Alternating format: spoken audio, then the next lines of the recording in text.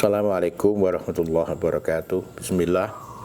Alhamdulillah. La haula wa la quwata illa billah. Allahumma sholli ala sayyidina Muhammad wa ala alihi wa sahbihi kama la nihayata li kamalika wa ajata kamali. Para santri, wali santri, pemirsa, juga subscriber, mudik lebaran barangkali sudah selesai, kegembiraan menikmati hari raya Idul Fitri juga sudah usai. Kita akan kembali ke daerah masing-masing, ke kota masing-masing untuk menekuni bidang-bidang yang biasa kita lakukan. Mereka yang karyawan pabrik akan kembali bekerja, mereka yang ada menjadi pimpinan perusahaan akan kembali mengerahkan seluruh energinya untuk mengembangkan perusahaannya. Mereka yang pegawai negeri juga akan kembali ke kantornya masing-masing. Anak-anak muda yang masih mencoba mencari pekerjaan tentu mencoba lagi untuk mengirim beberapa kurikulum vitae ke berbagai perusahaan. Para santri kembali kepada pesantrennya, demikian juga mahasiswa kembali ke bangku kuliahnya. Kita berharap semangat puasa, semangat Idul Fitri menjadi motivasi buat kita untuk melakukan sesuatu tidak sekadarnya, melakukan kegiatan seharusnya bisa kita kerjakan lebih baik lagi. Dengan itu akan banyak peluang yang terbuka dengan aktivitas yang makin baik, akan banyak kemungkinan yang terbuka, sehingga Idul Fitri menjadi sesuatu yang benar-benar menggembirakan, bukan hanya menggembirakan ketika kita bersilaturahim dengan keluarga, bersendau gurau dengan teman-teman dan sahabat, bisa mengunjungi sanak kerabat, dan itu semua adalah amaliyah yang baik. Tapi Idul Fitri menjadi momentum bagi kita untuk menapaki kehidupan yang lebih baik. Dan doa dan harapan saya, semoga seluruh santri, wali santri, pemirsa, juga subscriber bisa mendapatkan kehidupan lebih baik pasca Idul Fitri ini. Amin, Allahumma amin. Dalam kesempatan yang berbahagia ini, saya ingin mengajak kepada para pemirsa, santri, wali santri untuk melihat, mengamati, menilai, mengevaluasi pribadi, tidak perlu dengan orang lain, tentang sosok yang namanya Pak Jokowi. Pak Jokowi itu lahir besar dari titik paling bawah. Ia menapaki kehidupan dari tangga terendah. Barangkali kalau kita tahu masa kecilnya, kita tidak akan mampu memprediksi bahwa si kecil yang namanya Joko Widodo ini kemudian akan menjadi wali kota yang sangat populer, kemudian menjadi gubernur, kemudian menjadi presiden Republik Indonesia, sebuah negara yang demikian besar, 2 kali dengan dengan kepuasan masyarakatnya yang luar biasa, yang presiden-presiden sebelumnya barangkali tidak pernah mencapainya. Ini bisa kita jadikan motivasi. Ternyata kehidupan yang sederhana, pribadi yang sangat biasa, tidak menutup pintu kemungkinan prestasi terbesar dalam kehidupan ketika orang itu berjuang, ketika orang itu meyakininya, ketika orang itu punya keimanan kepada Tuhannya. Ini menjadi contoh bagi kita. Ini yang pertama. Yang kedua, Pak Jokowi ketika menjadi wali kota, ketika sedikit waktu menjadi gubernur, itu angin yang menerpanya tidak begitu besar, sehingga yang muncul adalah angin sepoi-sepoi yang membuat nyaman dalam kehidupannya.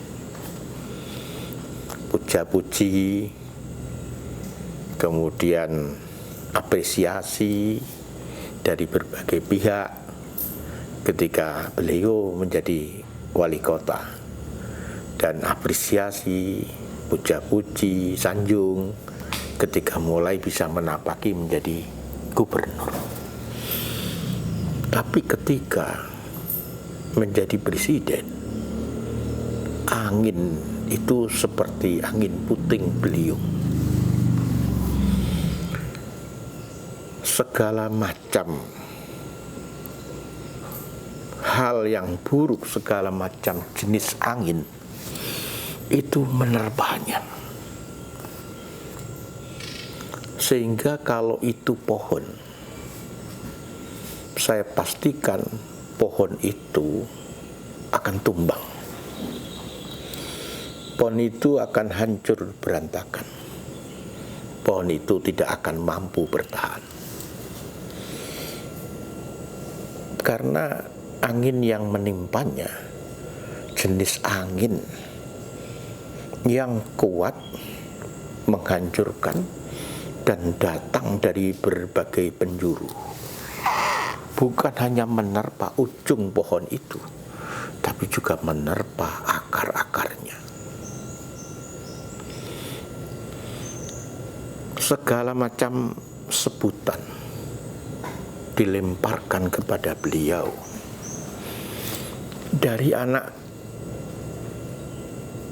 seumur sekolah menengah pertama ini berani menyebut beliau sebagai iblis. Ada yang menyebut pelongo-pelongo, ada yang menyebut orang yang kelemar-kelemar, ada yang menyebut banci, bahkan juga ada yang menyebut PKI, sebutan yang sangat menyentuh harga diri seseorang. Di masa lalu, sebutan PKI itu membuat orang kehilangan pergaulan sosial. Dia akan diasingkan, dia akan tidak dihormati, dia tidak mendapatkan kesempatan untuk menemukan akses-akses yang memungkinkan beliau berkembang.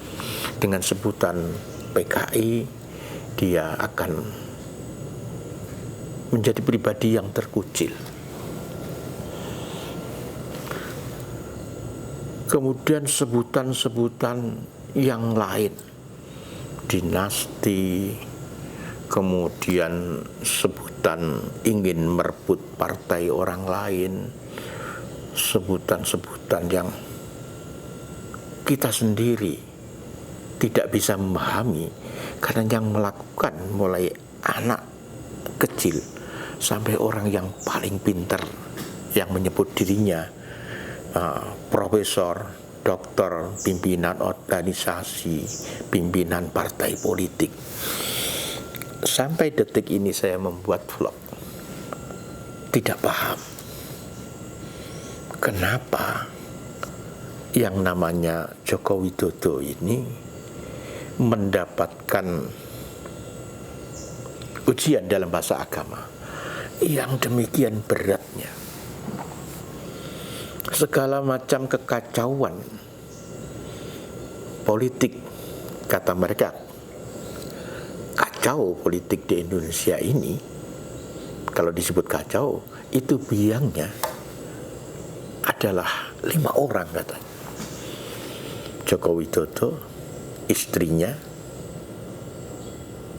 kemudian 2 putranya, dan 1 adik iparnya. Dan itu terus-menerus digaungkan, sehingga hal-hal yang beliau lakukan tidak ada yang dinilai positif, tidak ada yang dinilai baik, tidak ada yang dinilai untuk memberikan manfaat kepada bangsa ini. Dan penilaian seperti itu sekali lagi dilakukan oleh anak mulai dari SMP sampai mereka yang bergelar profesor, doktor, pimpinan organisasi sosial, pimpinan organisasi politik, mantan-mantan menterinya. Luar biasa. Bahkan pendapat negatif ini terus saja terjadi, walaupun pihak-pihak asing, presiden-presiden asing, pemimpin-pemimpin negara asing, semuanya menyampaikan apresiasi terhadap prestasi-prestasi politik, terhadap prestasi-prestasi ekonomi di tengah kegalauan dunia tentang perang, di tengah kebingungan dunia tentang ekonomi akibat perang. Indonesia mampu berlayar dengan sangat stabil, dan itu tidak membuat pendapat orang yang tidak menyukainya menjadi lebih baik. Dan lebih aneh lagi adalah orang-orang yang mendukung beliau, yang menurut survei lebih dari 70%, bahkan mendekati 80%, itu tidak memberikan dukungan yang konkret. Sehingga demo yang berjilid-jilid itu bisa dilakukan oleh orang-orang yang tidak menyukainya tanpa ada counter, agar apa yang mereka narasikan itu sedikit bisa berkurang. Kita yang di desa ini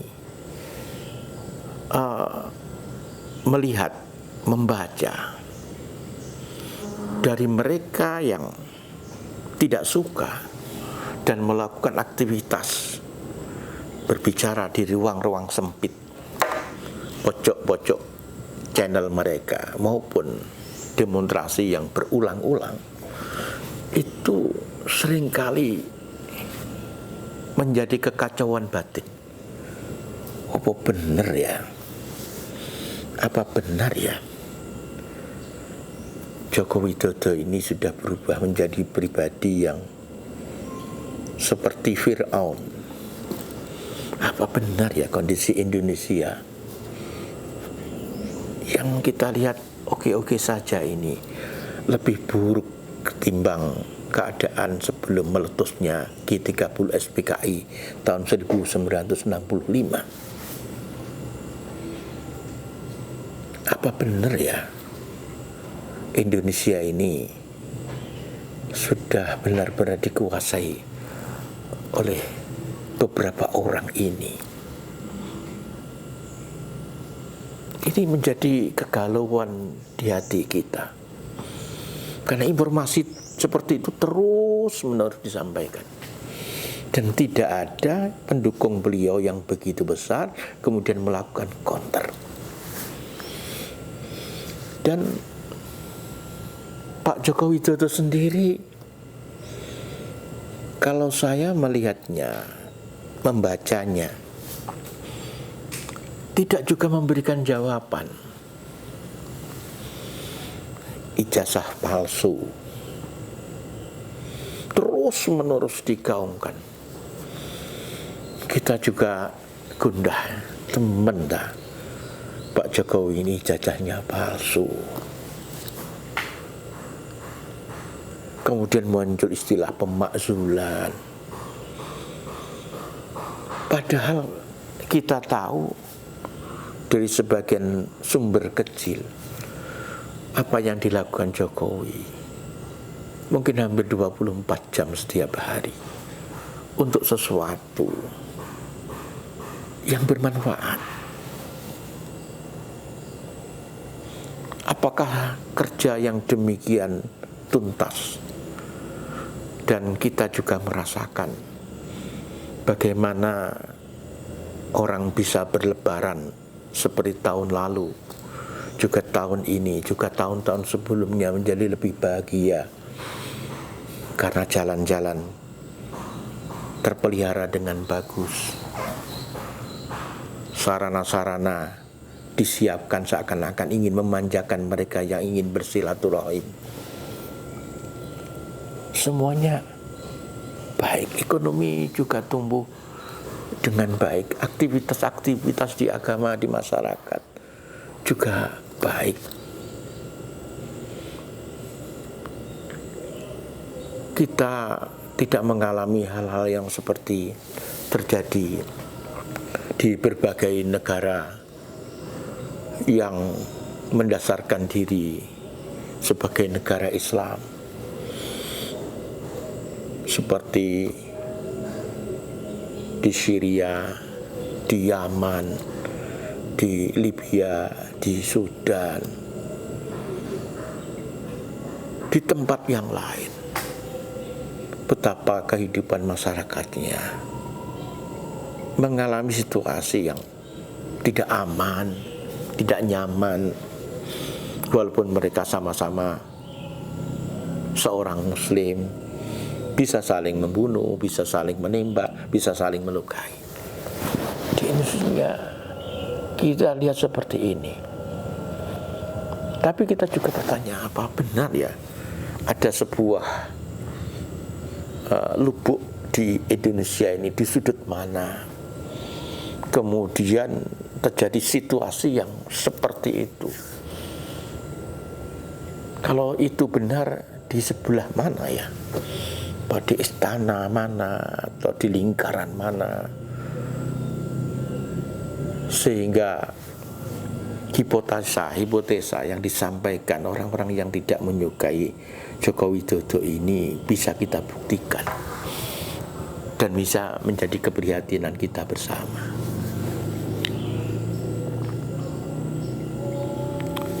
Para santri, wali santri, pemirsa juga subscriber, dalam vlog ini saya tidak ingin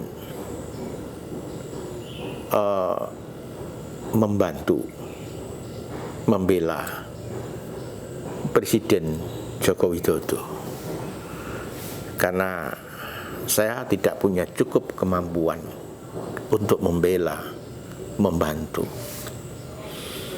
Tapi saya ingin mengajak semua pemirsa, santri dan wali santri untuk melihat fenomena ini dengan sebuah judul, siapa sebenarnya Joko Widodo ini? Apakah beliau benar seperti yang disampaikan banyak orang, beliau adalah diktator, beliau adalah seorang politisi yang ambisius, beliau seorang yang ingin menguasai Indonesia ini dengan politik dinasti, atau beliau benar-benar menjadi seorang Fir'aun di era modern ini, atau sebaliknya dia sebenarnya adalah kekasih Allah. Dia adalah sebagai wali Allah, dia adalah sebagai orang yang dicintai oleh Allah. Nanti kita buktikan bersama dalam perjalanan beliau. Moga-moga kita mendapatkan peristiwa ini sebagai pribadi dan sebagai warga bangsa, agar di kemudian hari kita bisa bersikap, berkata, bertindak laku kepada pemimpin-pemimpin kita dengan lebih bijak, dengan lebih arif, dengan lebih tetap menjaga bagaimana etika beragama kita terapkan dalam pergaulan kita sebagai sesama warga bangsa. Terima kasih atas perhatiannya. Wallahu muwaffiq ila aqwamit thoriq. Assalamualaikum warahmatullahi wabarakatuh.